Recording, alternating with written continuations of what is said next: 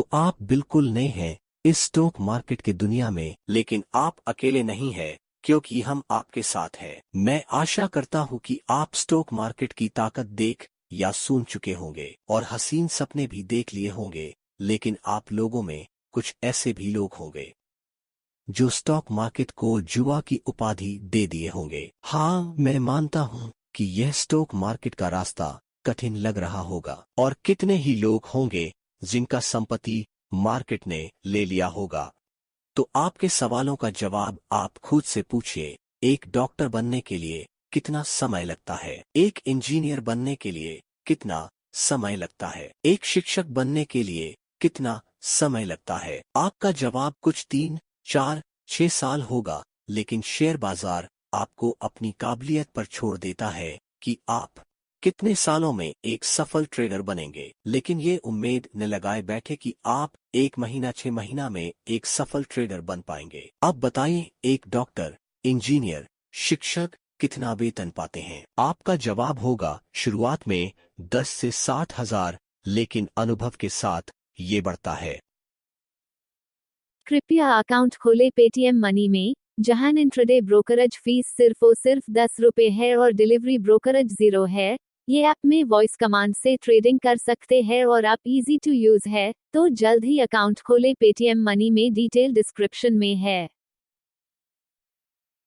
Stock trading के सफर में सबसे पहले लालच, over excitement, over confidence, emotion आता है। जब आप पहली बार ट्रेड करते हैं और देखते हैं ये कितना आसान है, फिर आपके सामने लाख करोड़ प्रॉफिट वाले स्क्रीनशॉट आते हैं, आप उनके चैनल टेलीग्राम में कॉल कॉपी करके ट्रेड लेते हैं, वो भी बिना रिस्क मैनेजमेंट और मनी मैनेजमेंट के। अब कुछ दिन बाद आपका अकाउंट बैलेंस कम हो गया होगा, लेकिन आपका ध्यान अभी भी ट्रेड कॉपी करने में, गलत ट्रेड लेने में और ओवर कॉन्फिडेंस के चक्कर में उनका बड़ा प्रॉफिट को देख के सोचना हम भी कम कैपिटल से बड़े प्रॉफिट कमाएंगे।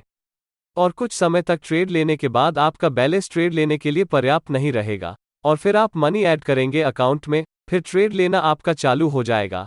अब समय आ गया रिवेंज ट्रेडिंग का, यानी बदला लेने वाला ट्रेडिंग करने का। अब आप उसी स्टॉक को ही ट्रेड करेंगे जिसमें आपको लॉस हुआ होगा, अब बाई के बदले सेल करेंगे और सेल की जगह खरीदेंगे। हो सकता है कुछ ट्रेड में प्रॉफिट हो जाए, लेकिन अब भी आप नुकसान में ही रहेंगे। अब कुछ दिन बाद आप देखेंगे आपका अकाउंट फिर इस बार 0 हो गया, अब आपके पास कुछ भी कैश नहीं बचा और फिर आपकी नजर जाएगी प्रॉफिट एंड लॉस स्टेटमेंट में, जहां अब सिर्फ लॉस ही लॉस दिखेगा। थक हार के चाहेंगे ये शेयर बाजार का रास्ता छोड़ने को, और हो सकता है आप छोड़ भी दिए हो। अब अपने आप से सवाल पूछिए, क्या मैं स्टॉक मार्केट के candlestick pattern, chart reading, chart pattern सीख लिया हूं? क्या मेरे ट्रेड में रिस्क मैनेजमेंट, मनी मैनेजमेंट होता है? क्या मुझे मार्केट में 6 महीने से कुछ साल का अनुभव हो गया है? अगर सवालों का जवाब न में हो तो आपने आपसे पूछिए, मैं कितना समय दिया हूं अब तक चार्ट देखने में, एनालिसिस करने में, चार्ट पैटर्न समझने में? क्यों मैं रिस्क के हिसाब से क्वांटिटी कैलकुलेट नहीं किया? क्यों मैं अपनी सारी जमा कुंजी लगा रहा हूं स्टॉक मार्केट में? मैं क्या गलती कर रहा हूं ट्रेड लेने में? मैं प्रॉफिटेबल क्यों नहीं हो पा रहा? तो एक नए ट्रेडर को क्या करना चाहिए? सबसे पहले चार्ट में बने कैंडलस्टिक पैटर्न को समझना चाहिए। कैंडल कैसे प्राइस एक्शन बनाता है? स्टॉक में कौन सा ट्रेंड चल रहा है, यानी स्टॉक में तेजी है या मंदी? स्टॉक कहां से सपोर्ट रेसिस्टेंस लेता है और उस सपोर्ट रेसिस्टेंस से ट्रेंड लाइन बनाना सीखना है। यह एनालिसिस आप बड़े टाइम फ्रेम में ही करेंगे। आप इंडिकेटर का यूज कर सकते हो, जैसे कि MACD, relative strength index, RSI, volume indicator. लेकिन ज्यादा वैरायटी का इंडिकेटर एक साथ यूज नहीं करना है, क्योंकि अलग अलग साइड इंडिकेट करने पर कंफ्यूज कर देंगे। शुरुआत में सिर्फ स्विंग ट्रेडिंग करेंगे, क्योंकि यह बड़े टाइम फ्रेम में किया जाता है और स्टॉक के उतर चढ़ाव में आपके पास सोचने समझने का समय रहेगा। ट्रेड लेने के लिए एक सिस्टम फॉलो करना चाहिए जिसमें चार्ट पैटर्न या कैंडलस्टिक पैटर्न बना हो, ट्रेड का entry point, stop loss, target पता चल सके। हर ट्रेड की क्वांटिटी रिस्क कैलकुलेट करके ही लेंगे और रिस्क टू रिवॉर्ड अगर सही नहीं हो तो नहीं लेंगे ट्रेड।